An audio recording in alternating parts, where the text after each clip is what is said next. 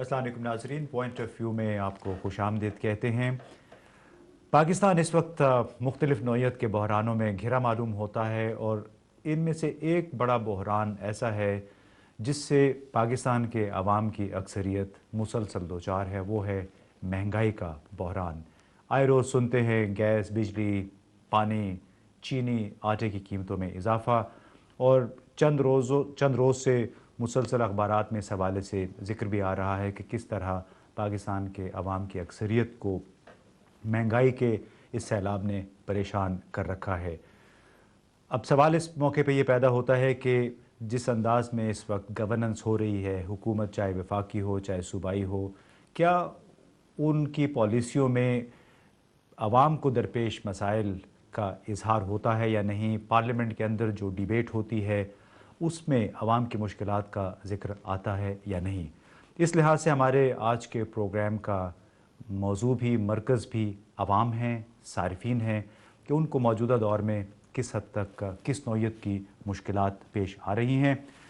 इसके लिए हमने आज जिन मेहमानों को दावत दी है स्टूडियोज़ में, उनमें मियाँ अबरार हफीज़ साहब हैं, consumer rights commission of Pakistan से वाबस्ता हैं। उनके साथ फौजिया कसूरी साहिबा हैं, ख़वातीन विंग पाकिस्तान तहरीक इंसाफ की सरबराह हैं, बानी अरकान में शुमार होती हैं पार्टी के। उनके साथ असद मशहदी साहब तशरीफ़ रखते हैं, साबिक सदर हैं Rawalpindi chamber of commerce and industries के और अभी भी चैम्बर के साथ वाबस्ता हैं एक सीनियर पोजीशन में। तो प्रोग्राम का आगाज़ शायद यूँ करते हैं कि अबरार साहब से पूछेंगे कि आपके इदारे की नज़र में महंगाई की क्या सूरत हाल है, सार्फिन को इस वक्त किन मसाइल का सामना करना पड़ रहा है? बड़ी अहम बात है। सार्फिन खुसूसन गरीब सार्फिन जो से हैं, गरीब शहरी पाकिस्तान के, उनकी ज़िंदगी तो अजीरन हो चुकी है। भले उन्हें आटे की बात करें या चीनी की या खिदमात की, जिसमें हम गैस को देखते हैं या बिजली को देखते हैं, कोई कीमत कोई एक दिन स्टैटिक नहीं रह रही। मुख्तलिफ दिनों में हमें मुख्तलिफ चीज़ें नज़र आ रही हैं। स्पायरल इफ़ेक्ट हैं डिफरेंट चीज़ों के। क्योंकि आज अगर हम बात करें तो अगले हफ्ते हमें एक बम की सूरत में महंगाई का एक इजाफा नज़र आ रहा है जो हालिया पेट्रोल की कीमतों में और बिजली की कीमतों में हुआ है, जिसके इफ़ेक्ट अभी होने हैं जो अभी नहीं है। जो सी अभी सूरत हाल है, अभी भले मार्केट में चीनी की बात कर लें हम लोग या आटे की कर लें, 365 का आटे का थैला मिल रहा है, 72 रुपये की चीनी किलो मिल रही है। अगर कोई बीमार गरीब आदमी हो जाए और डॉक्टर से तजवीज़ कर दे कि तुम छोटा गोश्त खा लो ताकि तुम जल्दी सेहतमंद हो जाओ, 350 रुपये किलो छोटा गोश्त है। ये बातें तो हम देखते हैं जो रोज़मर्रा चीज़ों में। इस कौन सी चीज़ें हैं तो देखें, आदमी जेब में अव्वल तो पैसे नहीं हैं, अगर हैं तो छीन लिए जाते हैं। बिजली कीमत का तयन किया जाता है या भी कमोडिटी का, उसमें हुकूमत भले सूबाई और मर्दी इस वक्त हमारे पास अलग मॉडल भी हैं, वो डिलीवर करने में मुकम्मल तौर पर नाकाम हुई हैं।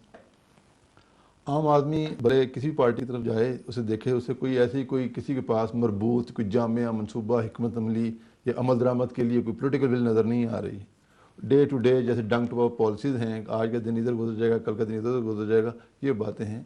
मतलब कि हमें कोई शफाफियत नज़र नहीं आ रही फैसला साजी के अमल में, कोई एहतसाब नज़र नहीं आ रहा। इतने इतने बड़े ब्लंडर्स हो रहे हैं ये कीमतों के तयन के इशूज़ की, और कोई जिम्मेदारी तैयार नहीं है।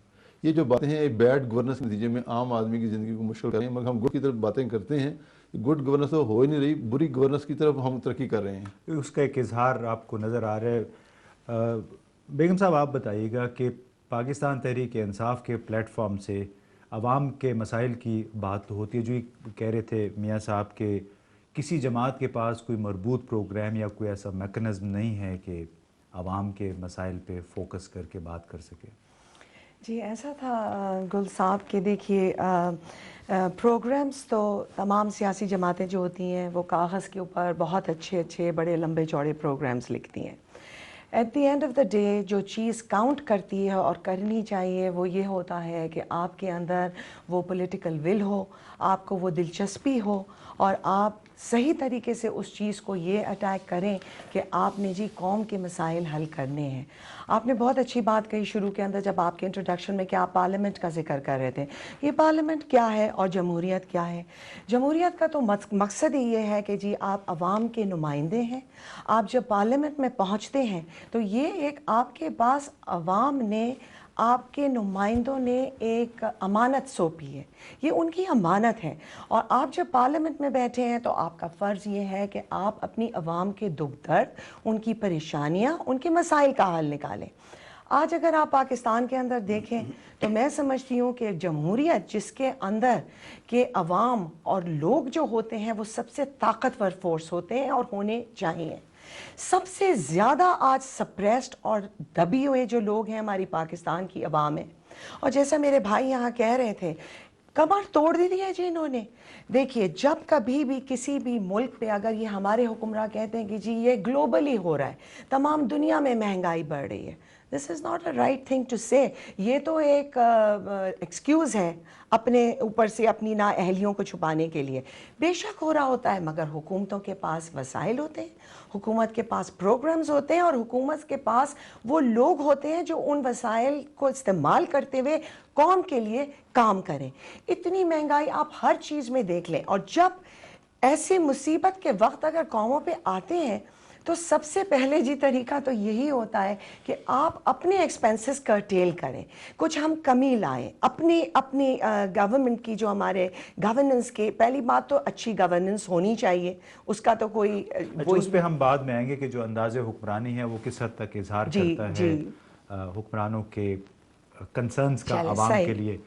آپ بتائیے گا اسد صاحب کہ ایک تاجر کے طور پہ، تاجروں کی تنظیم کے نمائندہ کے طور پہ، مہنگائی آپ کی سرگرمیوں پہ کس طرح اثر انداز ہو رہی ہے؟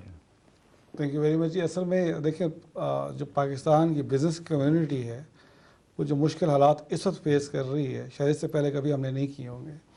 ملٹیپل فیکٹرز ہیں، ایک طرف تو لا اینڈ آرڈر کی سچویشن ہے جس کی وجہ سے جو پاکستان کا امیج ہے وہ بہت بری طرح متاثر ہوا ہے۔ آج جب ہم پاکستان سے باہر جاتے ہیں اور اپنی پروڈکٹس کی بات کرتے ہیں تو پاکستان کا جب نام آتا ہے تو امیجیٹلی وہ جو ہمارے میڈیا نے پورٹری کیا ہوا ہے، انفارچونیٹلی واٹ ایور آپ ریئلٹی دکھاتے ہیں، لیکن سم ٹائمز وہ ریئلٹی بھی اتنی اچھی طریقے سے لوگوں کو پسند نہیں آتی۔ تو یہ جو اس وقت ہمارا جو امیج آف پاکستان ہے یہ بہت بری طرح متاثر ہے۔ پھر اس کے بعد ہم کمپیٹ نہیں کر پا رہے بیکاز جو کاسٹ آف ڈوئنگ بزنس ہے یہ ڈے بائی ڈے بہت انکریز ہوتا جا رہا ہے۔ ریسنٹ جو پیٹرولیم پرائس کی ہائیک آئی ہے نا اپ ٹو 9%، اس نے تو بہت بری طرح متاثر کیا ہے، کیونکہ یہ اب آپ کو ہر چیز پہ افیکٹ کرے گی، چاہے وہ ٹرانسپورٹ سیکٹر ہے، چاہے وہ آپ کا مینوفیکچرنگ انڈسٹری ہے، چاہے وہ آپ کا ایگریکلچر سیکٹر ہے۔ کیونکہ دیکھیں آپ پاس بارش تو ہو نہیں رہی، ساری ایگریکلچر بیس کرتی پھر وہ ٹیوب ویلز پہ، جب ٹیوب ویلز کی چلائیں گے تو بجلی کی جو کاسٹ ہوگی وہ انکریز کی ہوگی پیٹرولیم کی پرائسز کی وجہ سے بھی اب آہستہ آہستہ۔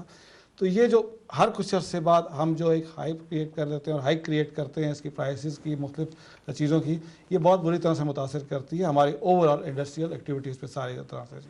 بلا شبہ اس میں پیٹرولیم بھی ایک فیکٹر ہے، لیکن ناظرین کیا صرف پیٹرولیم ہی کی وجہ سے کسی ملک کے اندر مہنگائی میں اضافہ ہوتا ہے، یا کچھ ایسے میکنزم ہونے چاہیے جس کے ذریعے کسی نہ کسی حد تک مہنگائی کے سیلاب کو روکا جا سکتا ہو؟